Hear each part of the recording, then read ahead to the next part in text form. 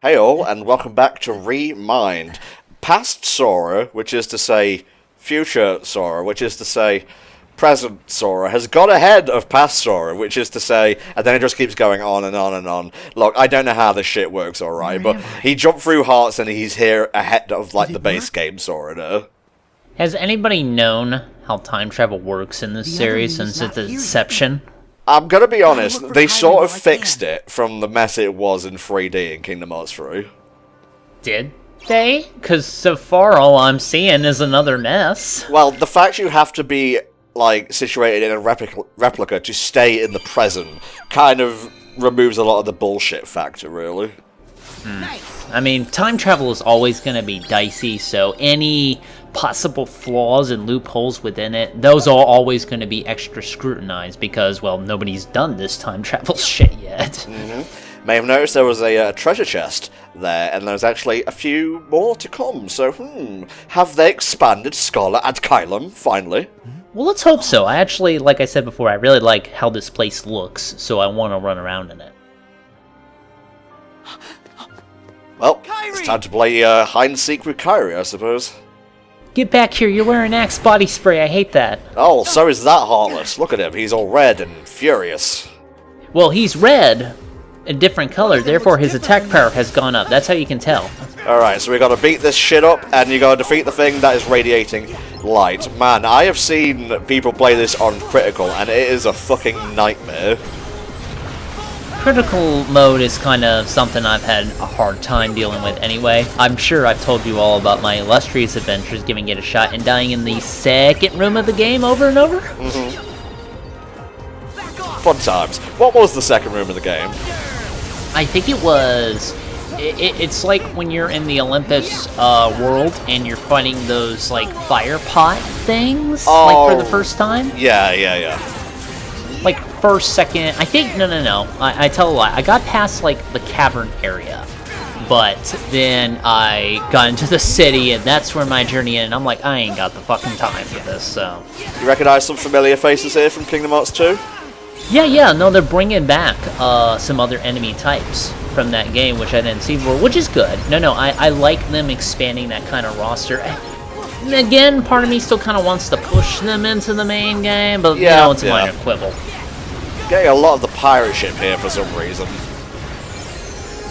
Not that I'm complaining, of course. I like going wee, and destroying the Heartless in a silly manner.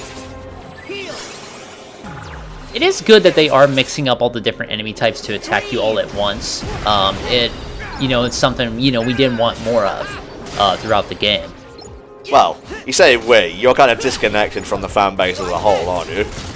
Well, I've kind of done that since the beginning. I mean, I've always been super critical of this series, so I've kind of had that disconnect from the get-go. I want a new unlockable mode called Super Critical, but it's actually just Proud, and you have you as like a commentary track, like in Portal 2 or whatever. Yeah, that kind of actually reminds me, like, you can play through, like, Portal and, like, Half-Life, and you can find the different commentary tracks, which I always liked as a feature. I like the idea of going through the game, and then you could just unlock commentary as you go, and they can explain their thoughts and design choices. More games need to do that. There's been a few commentary tracks from developers on YouTube recently. Like, I think there was one for, like, a Crash Insanity speedrun. There was also one for a Crash Team Racing Nitro Charge, or whatever it's called as well. A good compromise, I suppose, would be just to do, like, a playthrough of the game, but then devs can, comment over it, kind of like, we've done with video games. That would be fine. I'd like to hear more of that insight. So we have one piece of Kairi's heart. It's a flower, because of course it is. Yeah. New content time! It's about time. I mean, now we can actually have some things to talk about. This is the penultimate part of Remind's campaign as well, so... I've got loaded new textures and whatnot. Yeah, we gotta download all those from Nomura's lab. Nomura's lab. It's just filled with zippers and whatnot. His secret Kingdom Hearts development studio. Jesus. Ah, there we go. I need to find Kairi. We know that. We're doing that presently, Sora. It is currently the time to find Kairi, yes. Ah, there we go. Sora's all happy and smiles in the DLC menu. Good, good. I do get the huge Spagonia vibes, of course, so I am looking around waiting for Sonic to kind of go. Although, you know what, I'm not going to be surprised if somebody mods this somehow, so that you can play as Sonic running through it. It is very Spagonia-esque, yeah, and you know me, mate, I love Sonic Unleashed. As a certain Smoothers once said, it is art, at least the HD version is, and they'll never make a Sonic with that level of, what's the word I'm looking for here? Detail? Detail, ambition, and I understand why, because it got savaged by reviewers and whatnot, but maybe if the Werehog was simply just platforming, instead of, you know, attempting some quasi-God of War DMC sort of thing, it would have been better received. The problem, I think, with Unleashed was that it came at a time where, A, it's the game after Sonic 06, so there was a lot of pressure, and B, you know, I think Sega at that time was hearing the critique that, oh, Sonic's got too many friends fucking and you know, doing that. So they decide, well, we are only going to make Sonic playable. It's not around here.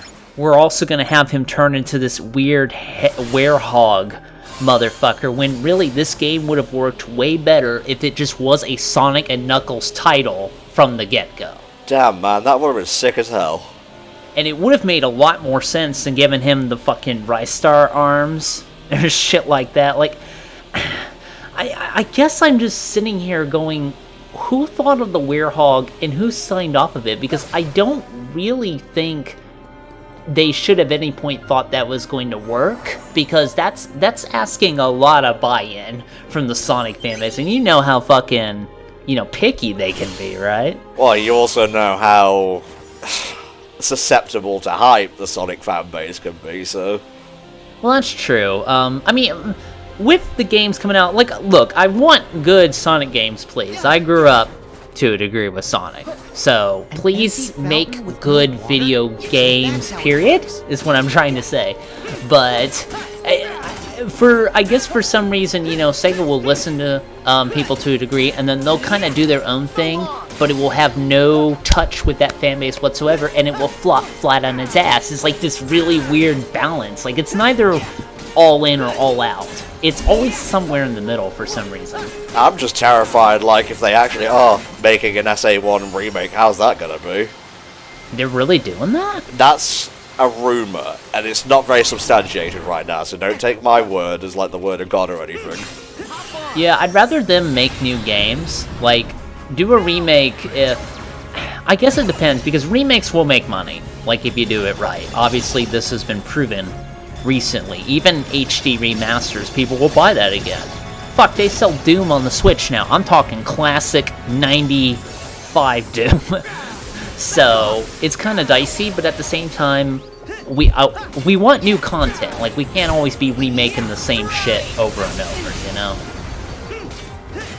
There is still a game going on in the background, but this is the main thing of going about Scarlet and Kylan, to defeat, like, mobs of Heartless to rescue the pieces of Kyrie's heart and whatnot. Well, I mean, if you want more combat, that's fine. Ultimately, at the end of the day, you know, I did agree more with Kingdom Hearts 3 combat. It still had a little weirdness to it. Over time, I started to kind of see the things I didn't like about it. I'll be honest, my gold standard for combat is still Transformers Devastation, so it's kind of hard to beat that, because that game was so goddamn fucking fun. Nothing's kind of compared since. I hope, like, when Platinum gets established with, like, their new studio and so on and so forth, that maybe they'll go back and make a Devastation 2, hopefully, if they can get the license again. I don't think that's going to happen, because they'll have to deal with Activision and Hasbro, probably, for that, and I don't think Devastation obviously sold enough for the first day. Otherwise, we would have had a sequel by now. Mm-hmm. It kind of had a lot of things against it. If it was a pure download title, I think it would have worked way better, but for some fucking reason, it was a full-price game when there was not enough content to justify that, and then they did a sequel hook, knowing that shit wasn't gonna fucking work, so I don't know. I mean, I would love it, but it's not happening at this point. What do we have here? Daybreak Town. Huh, that's interesting, because I'm looking at this weird mist puzzle here. kind of is, really, yeah. Oh god, I'm terrible at timing one. But yeah, Daybreak Town from Union Cross, etc. And if you were paying attention during the Xehanort fight in the base game, the final boss, the section that takes place underwater, you can see Daybreak Town upside down, so maybe they built Scarlet Adkylum on Daybreak Town's ruins. And look at this shit. It moves on. Yep, it's going. That's the land of departure, right? No, similar architecture though. Come on.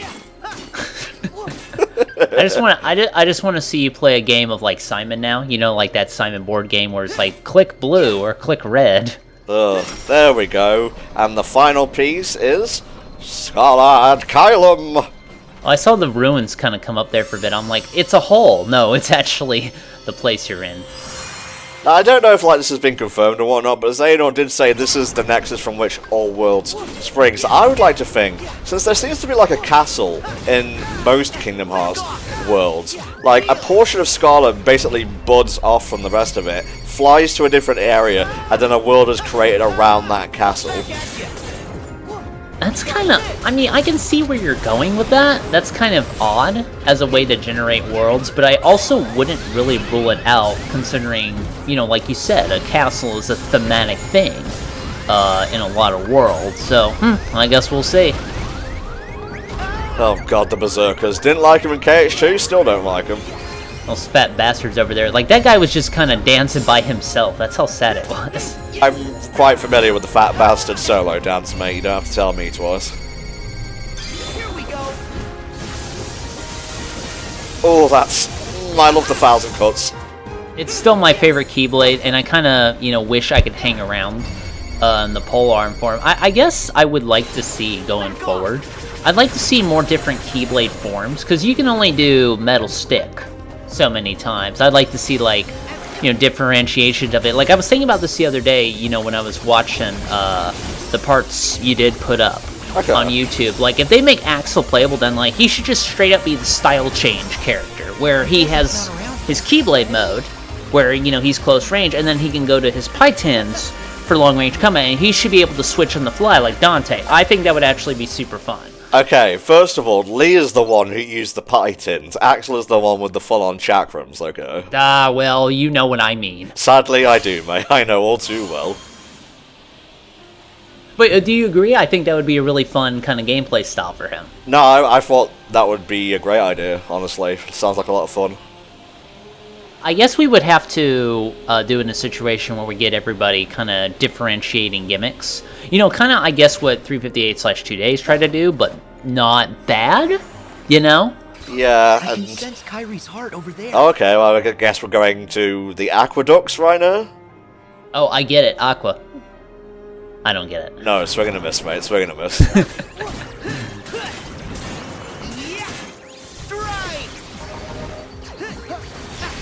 Some of these areas really do look a lot like locations from Myst. And I guess, have you ever considered, you know, for the channel, or maybe even for, like, HF playthroughs or whatever, doing games like Myst or maybe other PC adventure games? I know we've got a few up there, like, I did some, obviously.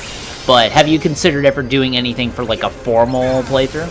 Well, there is the discussion we've had about doing, what was it, Evo 2 or whatever it was called?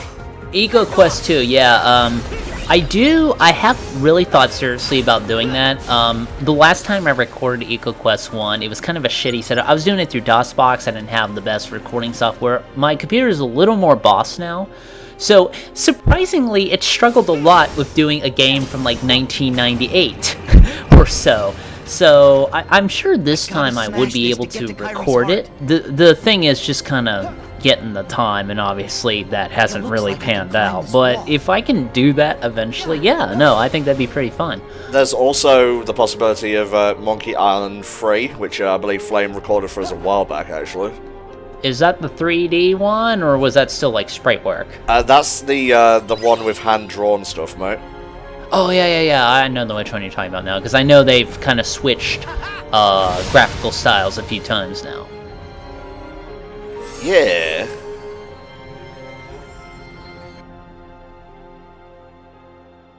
I still haven't found the mall. I've been looking everywhere. Yes, there. That's the last one. This place is so pristine, there's not an inch of dust in the whole place. Easier when you don't have to render NPCs. The place is very clean as a result. Man, fucking ladders are for losers. I'll just jump up there. Fuck a ladder. Look, if I could fly or run up walls, do you think I'd ever use a ladder again? Fuck that noise. That would be a majestic sight, you just flying and running up walls, I think. Oh god, I think I'd like want to subconsciously swap myself down like a spider or some shit. It's like, get down off of there. It reminds me when I used to play Daggerfall, where I would go to the one in the town's called Sentinel, and the thing is, it has like really tall, kind of rectangular buildings, and it was fun to just kind of wall climb up them and just run across, and just kind of, you know, do some parkour. And now, Darkside. You missed me, right? Yeah, we missed you, Darkseid. I was lamenting that you didn't show up as a climactic encounter. Well, he has more health bars this time, I'm glad, because they were taking his earlier, so it's good to see him getting work. The only other time he appeared in the game was actually as the tutorial boss, funnily enough. Yeah, and it is really strange that they did not reuse him, because that would have been an easy-to-use asset, and they've reused Darkseid a ton of times now. I don't know why. No, this time, we're going to save him for the DLC. This is an extra special encounter with Darkseid. Get out of here, go on.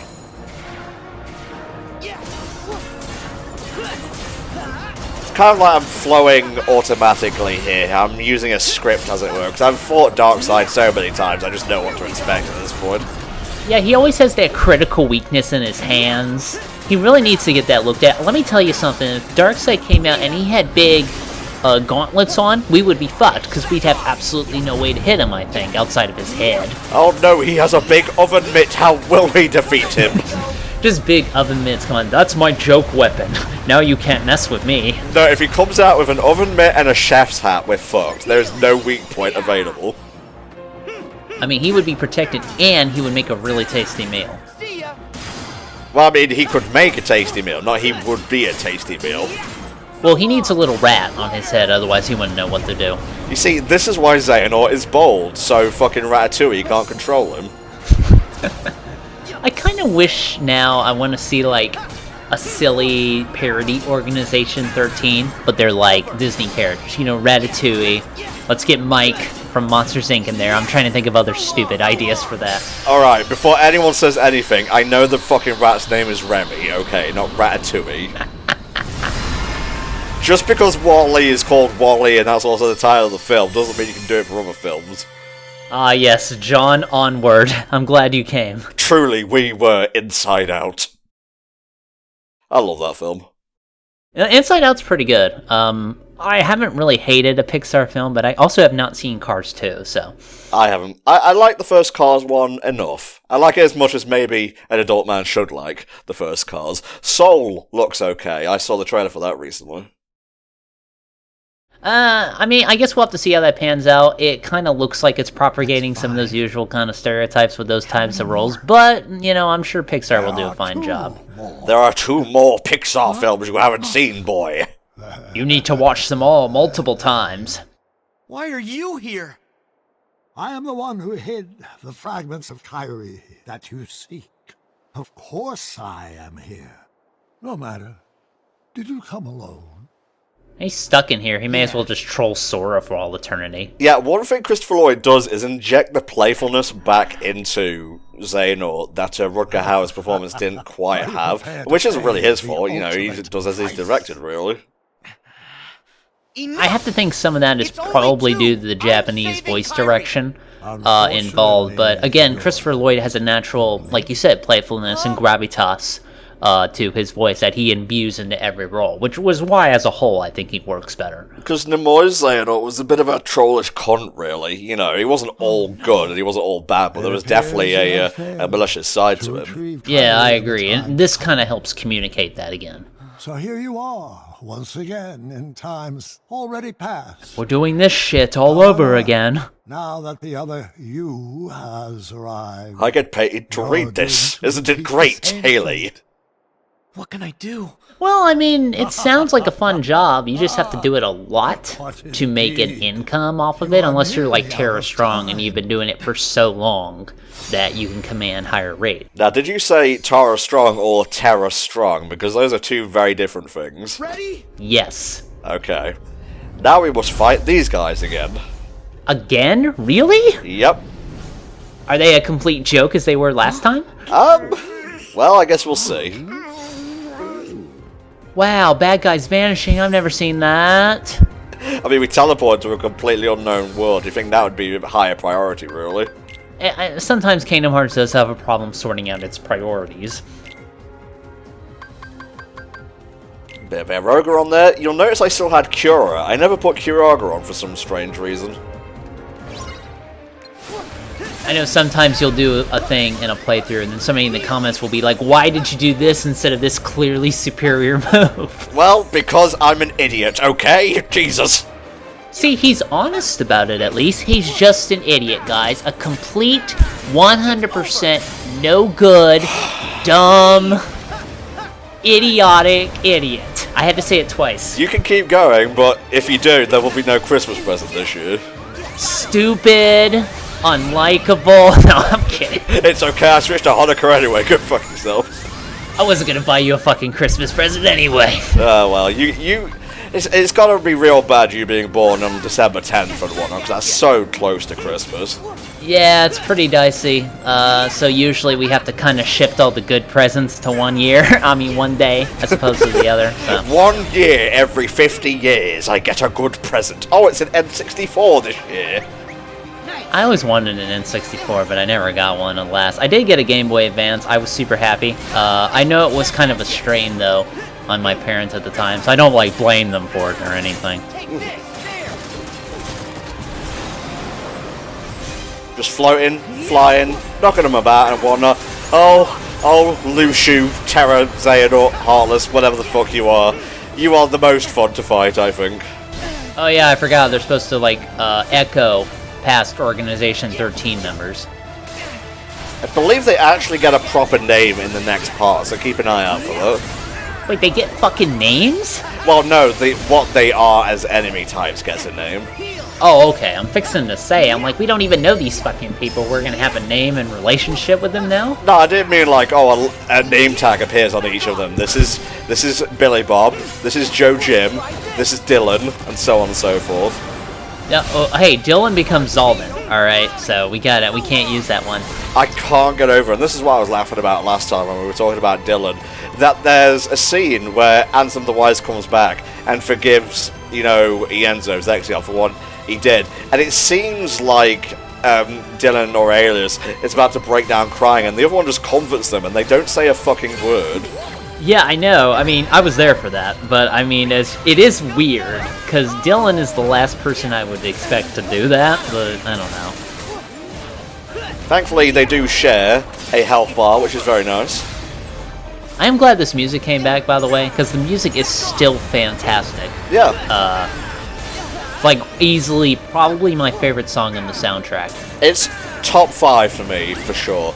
I sort of agree with, like, the composition argument. Like, it's not as good as it could be, melodically, but, you know, I'm not really a music snob, so it could be, like, chiptune MIDI for all I care, as long as it sounds good. Yeah, I mean, I don't know shit about music. I can't really tell you if a piece of music is constructed well for that. I just know I hear pretty things I like, so I'll listen to it, so. Marge, I know what I hate, and I don't hate this. It's bold, but dramatic. Oh, jeez. Oh, God. Whoa, that's a little too much independence saying here. Could you tone it down? See, this is why people aren't allowed to go outside right now. I'm looking out my window and this is literally happening outside. Coronavirus is pissed. Oh, gee. Oh, my God. Can you please stop beating me up? No, we will beat you until there is nothing left to beat. I need all that. Thankfully, it's almost done now. We can go back to the new content after this. Meanwhile, everybody's looking outside. What the fuck are they doing out there? Yeah, maybe they're just all inside. There are NPCs here, they're just inside the building models. Well, I mean, when you got a bunch of 14 crazy assholes flying around shooting lasers at each other, I would hole up inside too. What the fuck is going on? As Gordon Ramsay looks outside, fuck me, they at it again. Meteor time, biznatch. Just on this one guy. Everybody else is fine. This one guy I don't like, though. See ya. You have to hit somebody with that to say that, Tom. Impressive, yes, but you did nothing. Yeah, it'd be more impressive if it actually did damage. That's done. It's over. Is it over? You know it's not over. More, you say? There's at least 2 parts more of this. Well, one of the story and one for the secret episode. Oh, yeah, that's true. Of all the places to be sent. You had to walk into mine.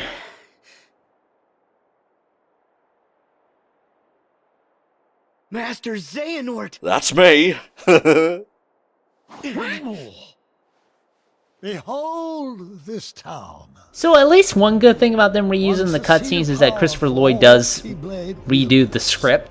So at least it feels a little new. Which all worlds spring. I feel it kind of works as well with Remind being like a side thing you have to access outside of the base game. So he doesn't shit all over Howard's performance, which honestly, like, call me a moral whatever, I feel it would be in poor taste to redub all of Howard's stuff just because he died. Yeah, no, I agree on that one. It's better. This is probably the best case scenario to kind of keep this separate, so you have both performances. My Minty boys, help me! Here I and my other selves. Oh, listen to this. This is great. United in Scala and Column. Are you gonna give us the logo? Nope, not this time. Yeah, I mean, at this point we already know. I just like the way you pronounce Scala and Kylum. Alright, calm down. He's stretching. Christopher Lloyd is old, he does need to stretch. The amount of energy he puts into the voice work, especially in like the Secret Limit Club boss, is insane for an 8-year-old. Yeah, no, it's awesome. Can I get some goat boys in the chat, please? I can't see in this. I can't see shit, Sora. Oh, great, an Undertale boss. Fantastic. Okay, let's talk to him, feed him cookies. Nope, he's still pissed.